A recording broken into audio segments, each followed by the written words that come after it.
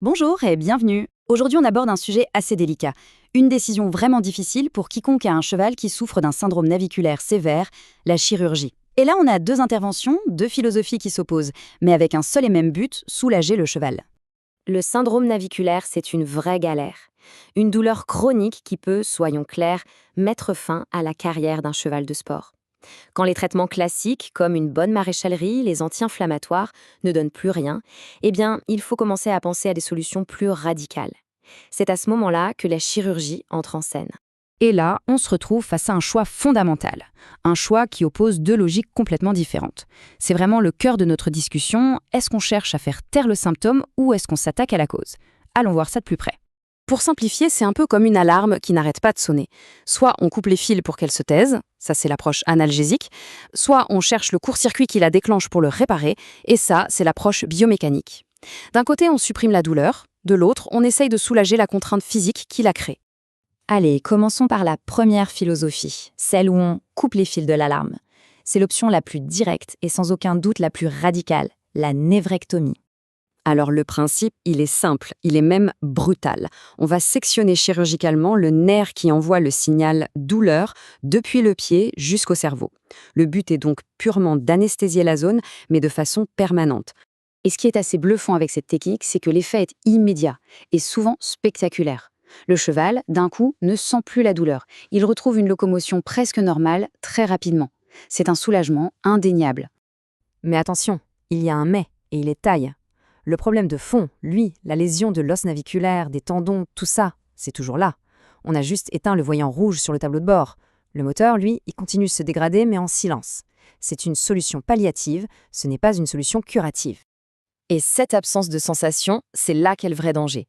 Le cheval peut se faire un abcès, une fracture, n'importe quoi de grave, sans montrer le moindre signe.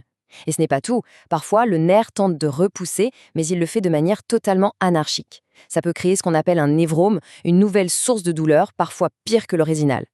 Donc il faut bien garder ça en tête. L'efficacité immédiate de la névrectomie a un prix, et des risques à long terme qui sont loin d'être négligeables. Bon, passons maintenant à la deuxième philosophie, celle qui consiste à réparer le court-circuit. Ici, on change complètement de paradigme. On ne cherche plus à masquer la douleur, mais bien à agir sur ce qui la provoque d'un point de vue mécanique. La desmotomie, en fait, ça consiste à aller couper un ligament bien précis qui tire trop fort sur la zone naviculaire. L'idée, c'est de relâcher les tensions, de détendre toute la mécanique du pied pour que ça arrête d'appuyer sur les structures qui font mal. Et ce schéma l'illustre parfaitement. On relâche la tension et en faisant ça, on s'attaque à la source même de la douleur. Alors le soulagement est peut-être moins fulgurant que pour la névrectomie, mais on s'attaque au cœur du problème biomécanique. Bien sûr, ce n'est pas une technique miracle non plus. Les résultats peuvent varier d'un cheval à l'autre, ce n'est pas garanti à 100%. Et parfois, la douleur peut revenir si la maladie continue d'évoluer. Mais, et c'est un mais crucial, l'avantage est énorme. Le cheval garde toute la sensibilité de son pied. Et ça le protège de toutes les blessures graves et silencieuses dont on parlait juste avant. Ok, maintenant qu'on a bien vu les deux approches, mettons-les face à face. D'un côté, la solution radicale qui anesthésie. De l'autre, la solution mécanique qui relâche. C'est le moment de faire le point pour y voir plus clair. Ce tableau, il résume parfaitement le dilemme. La névrectomie, c'est le soulagement immédiat, mais au prix de risques vraiment élevés. C'est radical. La desmotomie, elle, est beaucoup plus conservatrice. On préserve la sensibilité, ce qui est un avantage énorme, mais en contrepartie, les résultats peuvent être un peu moins constants.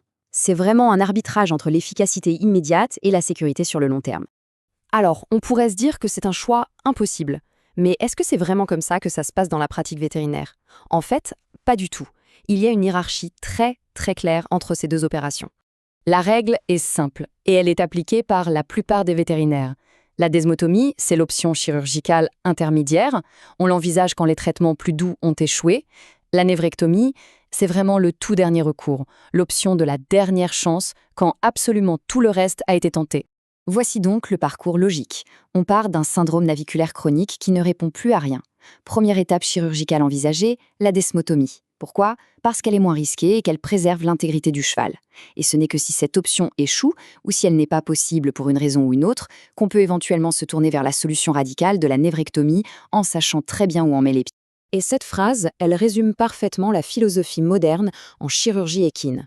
L'objectif a changé. On ne veut plus seulement éteindre la douleur, on veut, autant que possible, résoudre le problème qui la déclenche. Ça nous laisse avec une question pour l'avenir. Est-ce que les progrès de la science vont nous permettre un jour de réparer systématiquement la cause et de rendre ces choix parfois déchirants complètement obsolètes? C'est tout l'enjeu de la recherche, pour le bien-être de nos chevaux bien sûr. Merci d'avoir suivi cette explication avec nous.